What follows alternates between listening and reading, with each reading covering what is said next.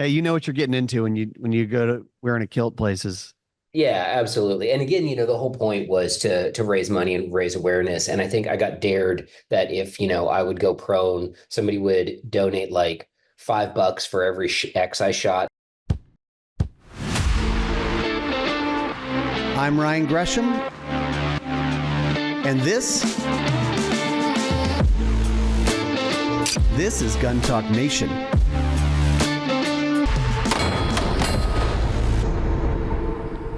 This Gun Talk Nation is brought to you by Franklin Armory, Smith & Wesson, CZ USA, Colt, Range Ready, Wheeler, Secure It, Silencer Central, and BuildBox.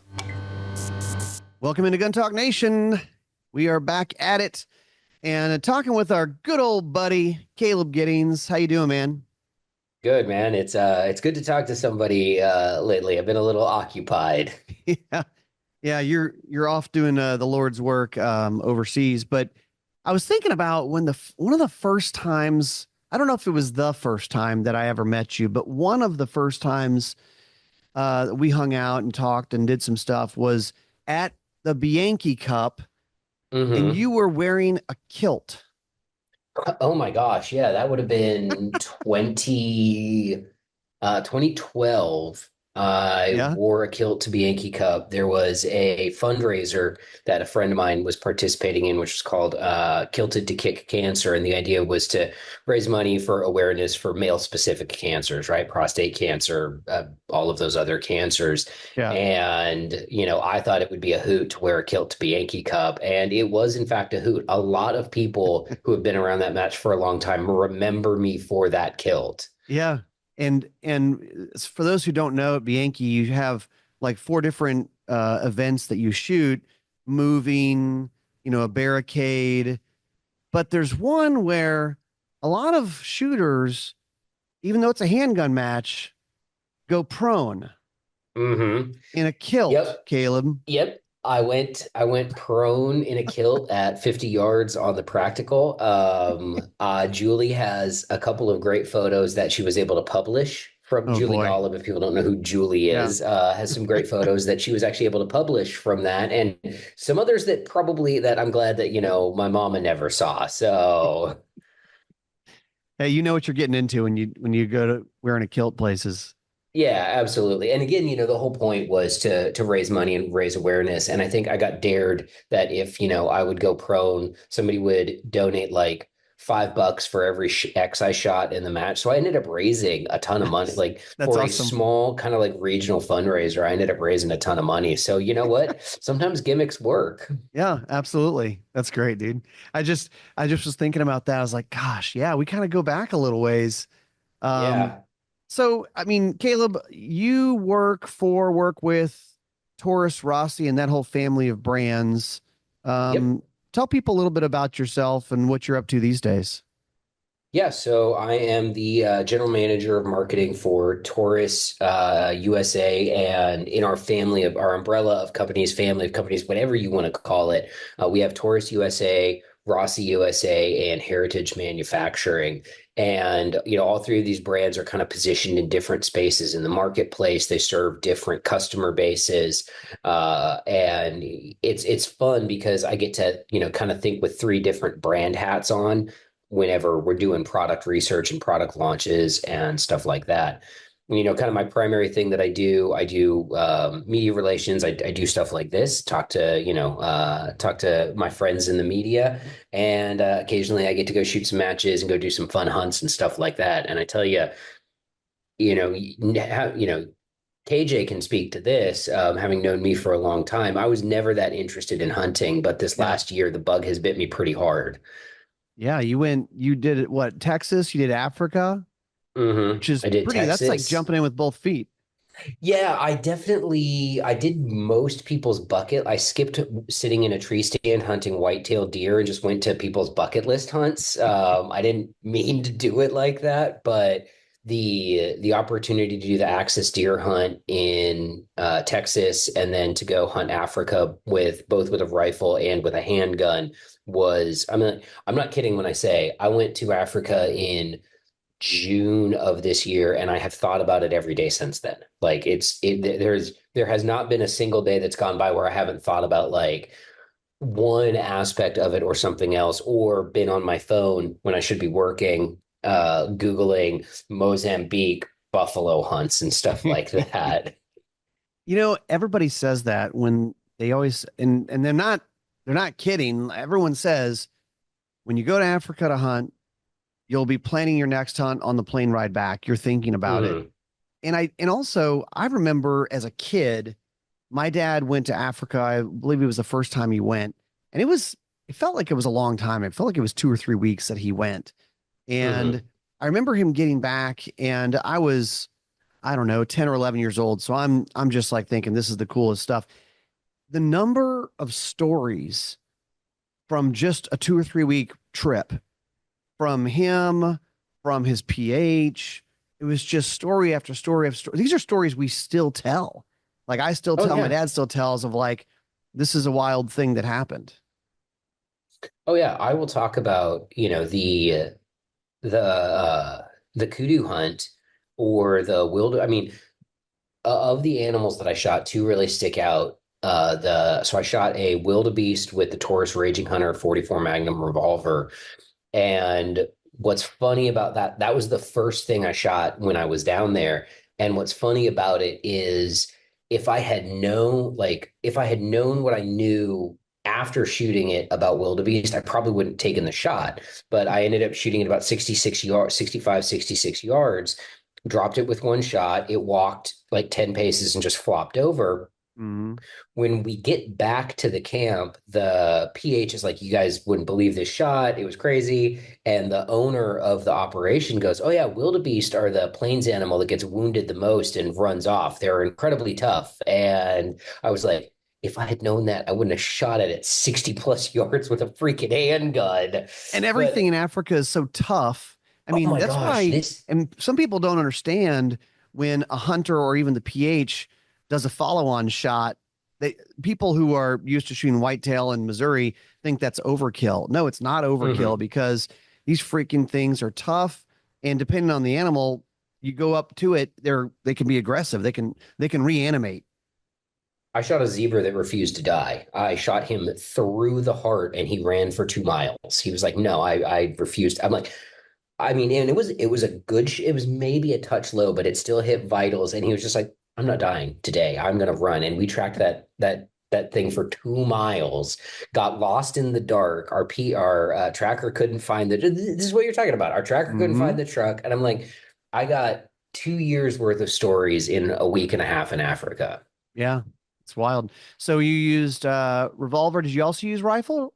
I did, yeah. So I took two guns with me. I took the Raging Hunter and 44 Magnum, and I also just want to point out for, the people out there who are listening, I did not once cock the hammer on that gun. I shot I was gonna everything. mess with you about this.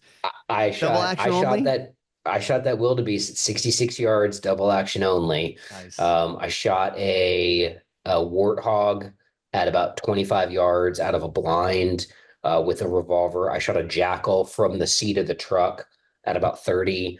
Um, I actually we had a really weird run in where we were hunting the kudu that I'd been looking for, and we stumbled upon a wounded wildebeest whose leg had been caught in a poacher's snare and was like trying to like drag itself along on three legs. So we chased that, and I shot him on the run in the head at 25 yards, which I was like, it's a shot that I'm proud of technically, but I don't take any pride in because it was just dispatching a wounded animal. Right. Yeah. But like as an actual technical piece of marksmanship, I was like, that's a really fucking tough shot. Um, but yeah, so I took the revolver, and that's what I took down with that. And then I also took the Taurus Expedition, our new bolt action. I brought the 308. I was running the Hornady 165 grain solid copper. I forget what they call Yep. those. CX. Um, that's the one, yeah, the CX. That's also I've only shot animals with solid copper. I use the S&B copper rounds for my deer, my axis deer, and then in Africa I used the Hornadies, and I ended up what did I shoot with that? I shot an Impala, which that went down like a whitetail deer. That was just like zip flop. Yeah. And then the zebra who refused to die. And then I had a 3 day struggle to get on this one particular kudu, and I finally got him with that rifle, which was just, I mean, it was a fantastic experience. I really wanted to get the kudu with the pistol, but I eventually was like, winning this hunt over this one specific animal is more important than the gun that I want to do it with. So we're going to maximize my advantages. And I took him with the 308 and then topped off with the Leupold. I want to say it's a 3x50. I am the worst scope person in the world. Like, don't ever ask me like the make, the model of a scope. I'll be like, ooh, I can see pretty good through this one, and it turns up to pretty good magnification. Great. It had a zoomy thing, and it had Yeah, the it had a zoomy thing crosshairs. and had some crosses in the middle. I can tell you that it is one of the ones that has their fire dot reticle, which, Yeah. as someone who does a lot of red dot shooting, a lot of action pistol shooting and stuff like that, I appreciate that fire dot reticle on low magnification. Yeah. Yeah. Probably a quick transition from shooting a lot of Mhm. red dots to shooting that. Okay. Hey, red dot. Cool. Your brain kind of picks it up quicker. Oh, and speaking of, for the first 2 days on that hunt, so the expedition, I actually was running it with an aim point acro. So the Impala and the Zebra, I shot with a red dot. Interesting. And then it wasn't until I was like, all right, time to maximize my advantages to get this kudu, that I put the scope on. I'm reminded of a buddy of mine who was like, he shoots all these deer and he's like, I'm gonna go like primitive. I'm gonna take a muzzle loader for the whole season. I don't even care. It's just gonna be a fun challenge. And he kept seeing this big deer walk out at like 300 yards. And he's like, you know what? Screw this. I'm gonna go get my Uh-huh. 308 and I'm gonna go kill this deer. Yeah, no, I definitely felt that. It was interesting for me, one is someone who's not really been a hunter most of my life, but to get my toes in that experience. And Taurus is a brand, we're not known for hunting products, right? Like when people think of Taurus, they think defensive firearms. Our bread and butter has been the G3C, now the GX4 series. We make very good quality defensive revolvers, but we've always had, originally we've always had that Raging series. The Raging Hunters have always been hunting revolvers. We've had those for a long time. And, adding the bolt action just kind of rounds out that hunting profile. But yeah, it was a great experience. I'm looking at like going back, taking a 45-70 from the Rossi lineup, loading it with some of those what you call them, Buffalo Bore, like, Yeah. 400 grain hard cast bullets going 1,000 feet, 1,000 miles an hour, just crazy fast. Well, let me know if you need a gun bearer. I'm Yeah, happy to carry your yeah, gun. because you've never been to Africa No, either. I've never been to Africa. Yeah. I've been other places, but I haven't been there. Um, all right, so let's do this. Let's take a quick break. After the break, I want to talk about serious guns versus fun guns. SecureItGunStorage.com. We talk about Secure It because they make just really cool products. And we have a bunch of them here. We have the lockers, we have some of their agile safes. And when people come into Gun Talk headquarters, we often get that question of like, ooh, what's these? They're all stacked up and it's like a cool wall of storage for your guns and your gear. But they do a good job of providing a lot of different options for storing your goods, gun walls, accessories, and you can kind of customize the configuration inside to really maximize the space for what you want it to work for. So you can learn more over at secureitgunstorage.com. Save on CZ firearms with the CZ Fall Rebate. Save on CZ firearms with the CZ Fall Rebate. Receive up to a $100 rebate on Save on CZ firearms with the CZ Fall Rebate. Receive up to a $100 rebate on select CZ firearms from now through December 31st. Learn more about the CZ Fall Rebate at cz-usa.com. Enter to win the Ultimate Builder Giveaway presented by BuildBox. Here's your chance to win from over 100 incredible prizes from top brands like Caldwell, Real Avid, Wheeler Tools, Brownells, Aero Precision, Timney Triggers, Ballistic Advantage, EOTech, and Tipton, and even more. You can also win guns built on the show. Don't miss out. Visit BuildBoxTV.com to enter and gear up for your next build. Franklin Armory binary triggers just got an upgrade. The new AR Elite trigger. Of course, the binary firing system is a 3-position trigger. You can safe, you can fire it semi-auto, but in the 3rd position, it fires 1 round on pull and 1 round on release. Now, the new AR Elite trigger comes with premium features, including interchangeable trigger bows. So you can choose between a curved trigger or a straight flat face trigger. Also easy to install, straight, smooth trigger pull, 4.5 pounds plus or minus a half pound.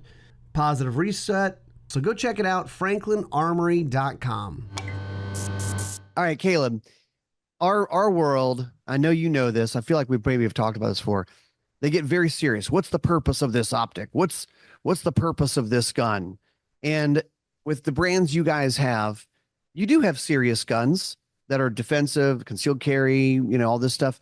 And then I think of like a Heritage and maybe some Rossi stuff that I would consider fun guns. And a lot of times when there's a new gun that comes out and the online experts were like, well, what about this and what about that? And this will get you killed on the streets or whatever. I'm like, hey guys, not everything has to be a ninja gun. Like there can be fun guns, right? I mean, talk about like the serious guns versus the fun guns. I mean, the barkeep, right? Oh, the barkeep's a perfect example of a fun gun. It's funny, like when people think about like serious guns versus fun guns and all of that, I'm like, well, any gun is fun if you use it right. And the flip side of that is any gun can be a serious gun in an emergency. I mean, Sure. we used to, I don't know if NRA still publishes their home defense stories and all of that, but I remember reading one when I was very, very young about a little old lady blasting somebody out of his socks with a Ruger 1022, right? I'm pretty sure that guy did not think that the Ruger 1022 was not a serious gun when she was shooting him in the chest with it. But I do understand that dichotomy, that breakdown, because with a gun like the barkeep, for people who aren't familiar, it's a single action 22 long rifle. It's got, a barrel that's shorter than the tip of my pinky finger. And the whole point of it is to be fun. It's to remind people of those, hideout Western guns that dudes would, bartenders, barkeeps would carry in their vest, and the grizzled old guy walks in and the bartender whips out his gun, is like, you're not starting trouble in my bar, pal, that kind of deal. And it's just fun. Yeah. It's fun to have, it's fun to shoot. I have one. Do I take it to the range every day? No, but every now and then I'll be like, oh yeah, I should put that in my range bag or crack some rounds with it. And I think, the other thing too is, to your point, we get a lot in our industry, especially given, the last 4 years of civil unrest, a tense political climate, and stuff like that. People can get wrapped around the axle of forgetting the sport part of shooting sports, forgetting the fun in what we do. And like, for example, we launched on Heritage this year, we launched the Heritage Roscoe, which is a 5-shot snub-nose 38. And has a deep blue finish, and everything about it was designed to evoke that classic snub-nose revolver from like detective noir movies. And we had a ton of fun with the launch campaign. We created some really good video products around it. And people were like, oh, well, what's this gun for? And I'm like, to buy a gun called a Roscoe, it costs whatever it costs. And if you really want to have a small frame 5-shot snub-nose revolver, it's also really good at that. But it's okay for things to exist just to be fun and just to be cool. And I think sometimes we do lose sight of that, because in our, our ongoing and constant pursuit of the latest and greatest, most tactical, or, most awesomest race gun ever. Yeah. I mean, now, and also just thinking about, you kind of mentioned it, but like Heritage, generally these guns are not very expensive comparatively. I mean, these are like, you can pick these up and it can be just a fun gun because it's almost an impulse buy. Perhaps you're like, yeah, you know what? I don't have one. I don't have something like that. We sell a lot of like the Rough Riders. So, on Heritage, we have the Rough Rider lineup, which are those really affordable single action revolvers. You can around Christmas and like holiday times, you can get them for almost like $100 at Bass Pro Shops and Jeez. Academy and those big box stores. And it's the sort of thing that, and talk about that fun serious divide for a minute. Are they fun? Yeah, absolutely. You can get all sorts of crazy grips. I have like if you remember Desperado with Antonio Banderas. He had Oh like a yeah. scorpion on the back of his jacket. I have those scorpion pattern grips on my barkeep because why not? Yeah. Uh, but also like that gun, it can also be a serious gun in that if I was looking, my son's 5 right now, he's too young to learn how to shoot. But when he's 10 and he's like, Dad, I want to go learn how to shoot. I'm like, what's the safest gun I own? What is a thing that I can teach him how to shoot, teach him the fundamentals of sight alignment, trigger control, while also limiting the risk factors that go into that with a small child handling a gun?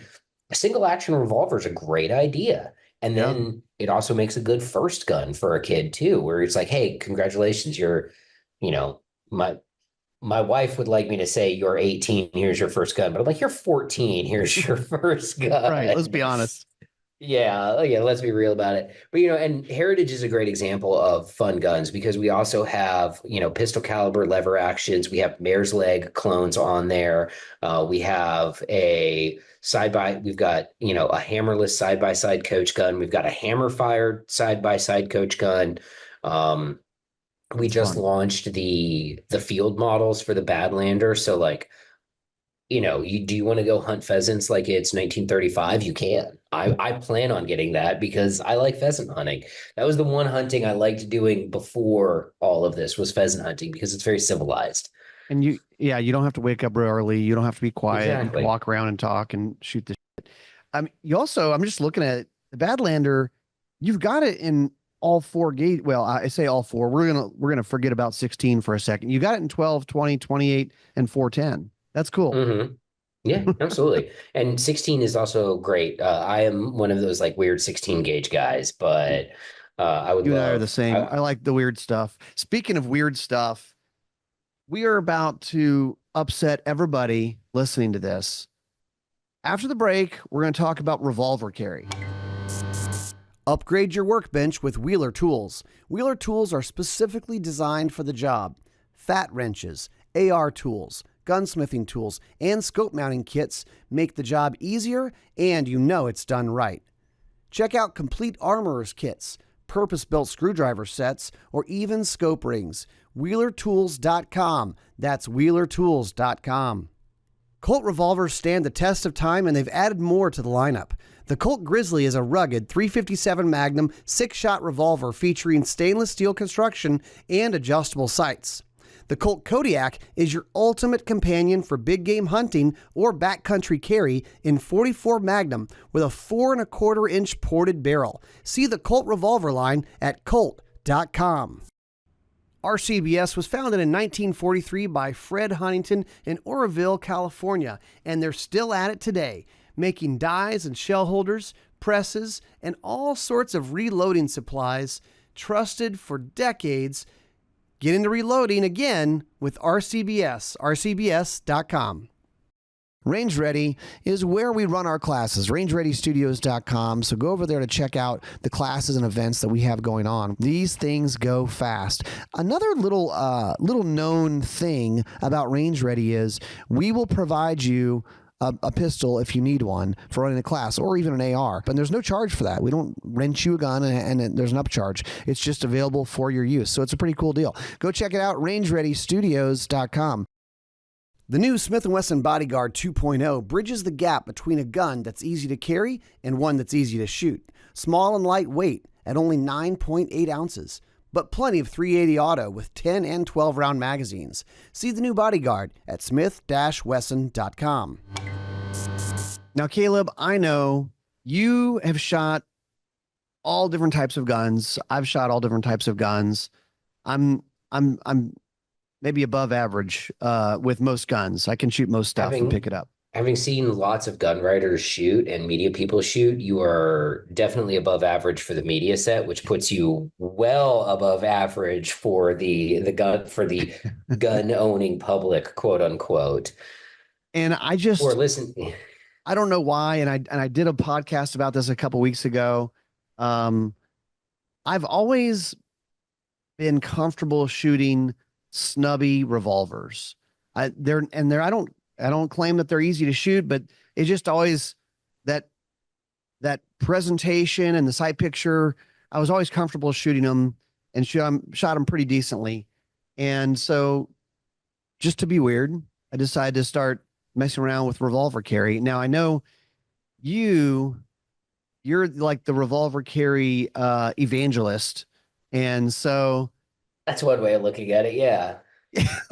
so like I I could give people different reasons why. There's serious reasons, like you could all this stuff. I mean, one of my little reasons was like I'm not an appendix carry guy, but I'm like, with the revolver, yeah, okay. I actually still don't think it's comfortable. That's maybe a whole nother podcast.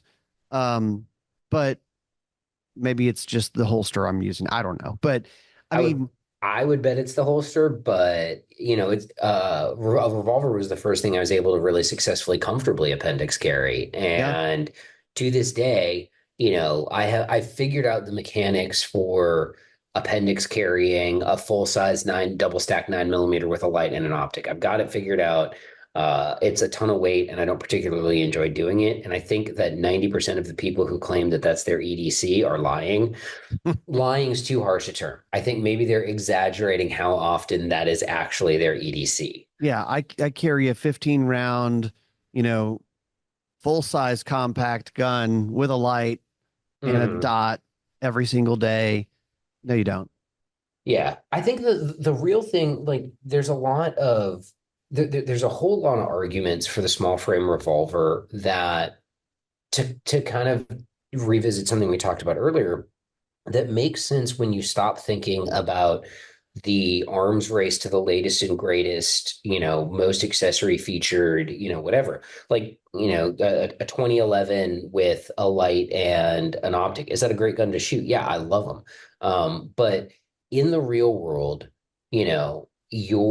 I live in the suburbs. People live normal lives. You're going to the grocery store. You're going to, pick up your kids from daycare. You're doing stuff like that. And you are smart enough to understand that, hey, maybe the world's not the safest place in the world, but you're also aware enough to be like, my threat matrix does not include gunfights with cartelios, right? Right. But I Right. want to have a gun. I want to have some sort of measure of personal protection. So you grab a can of palm pepper spray, you throw it in your left side pocket, and you grab your small frame revolver and you throw it in a pocket or you throw it in a holster or something like that. And that's it. And in 99% of, defensive firearm usage, that's going to be enough to get you there.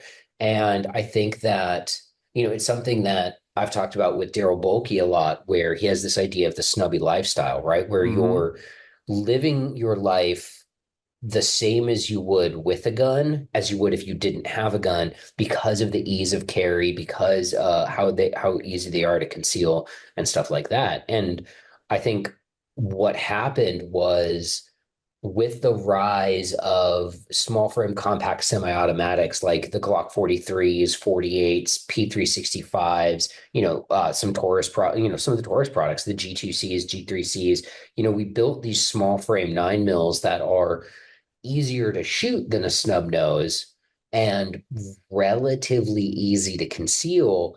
And so people kind of forgot how to shoot a snub nose. And then you hand somebody a Taurus 856 that has, oh my gosh, the trigger's so heavy. It's 9 entire pounds. My goodness. And they don't know what to do with their hands. And I think that, Yeah. me being a bit, I may be an evangelist for it. And I do that because I do think there are advantages to the platform.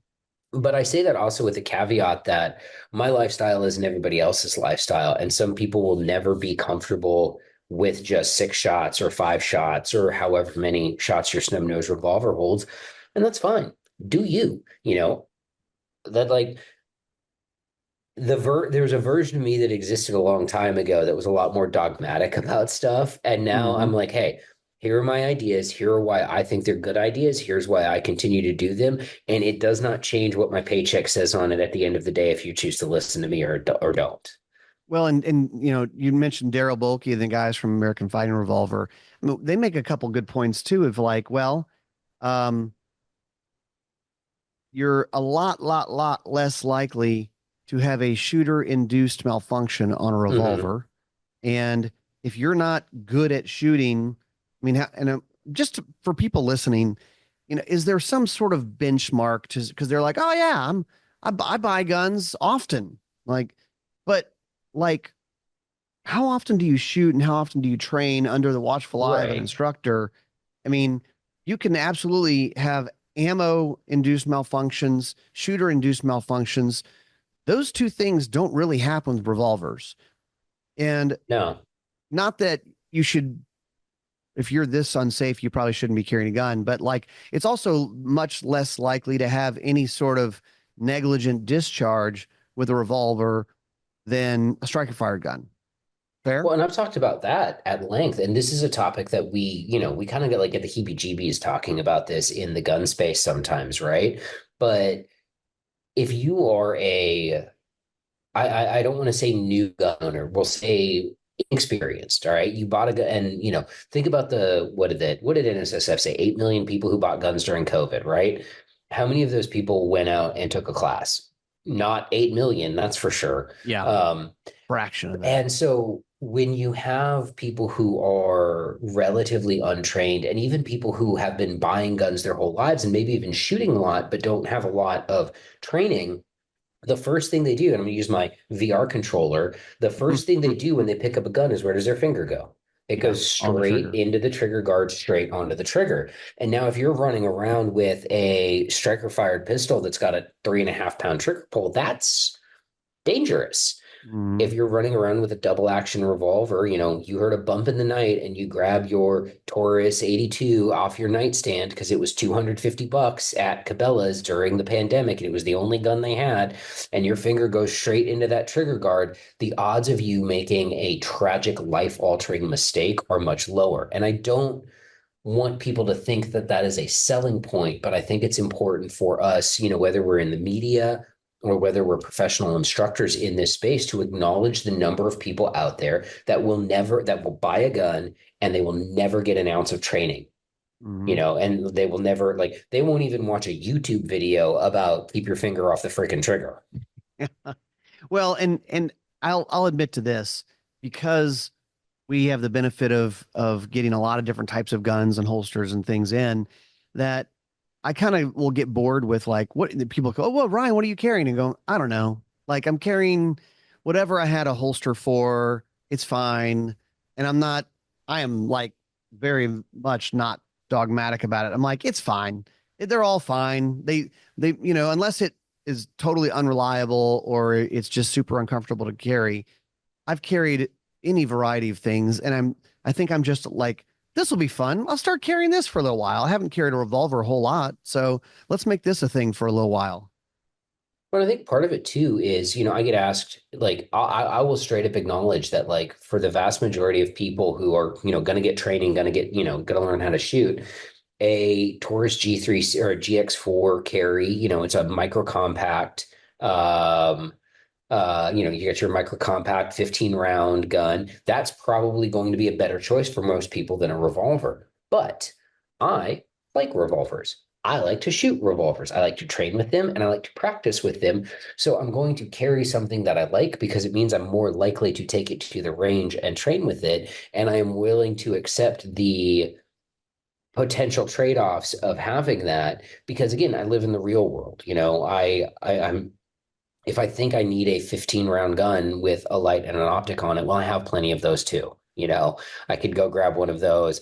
And I will say this, my home defense gun that I keep in one of those RFID safes on my nightstand is a 15 round 9 millimeter with a light and an optic because, well, and that's one area where I think for a higher skilled user, where that semi automatic pistol has an advantage is my ability to add lights to it. I can put that, I can see in the dark a lot better than I can if I'm